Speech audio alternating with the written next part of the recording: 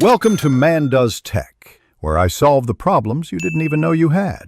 In this video, I will explain how to remove a Jaguar XF rear bumper.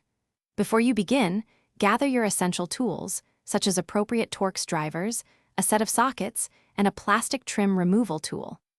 Always prioritize safety by parking your vehicle on a level surface with the parking brake engaged.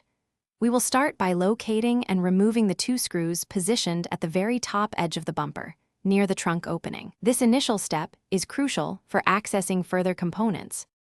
Next, direct your attention to the rear wheel arches. You will find 3 screws securing each wheel arch liner. Remove these carefully. Once the screws are out, gently pull back the liner to expose any additional fasteners hidden behind it. Then, move underneath the vehicle. Here, you will need to detach approximately 4 plastic clips that help hold the bumper in place.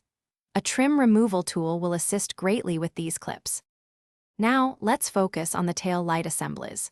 Open your trunk and locate the 2 or 3 10mm retaining nuts for each tail light. After removing these, gently pull the tail light straight out and disconnect its electrical connector.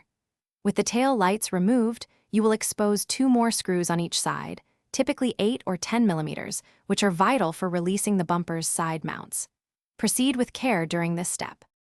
With all the fasteners removed, the bumper is now ready for detachment. Carefully pull the bumper outwards, beginning from the sides, to release it from its final retaining clips. Be sure to disconnect any remaining electrical connections, such as those for parking sensors, before fully separating the bumper from the vehicle. To reinstall, simply reverse these steps, ensuring every screw and clip is securely fastened for proper and safe fit. Double-check all connections. Thanks for watching. If you found this helpful, don't forget to like and subscribe.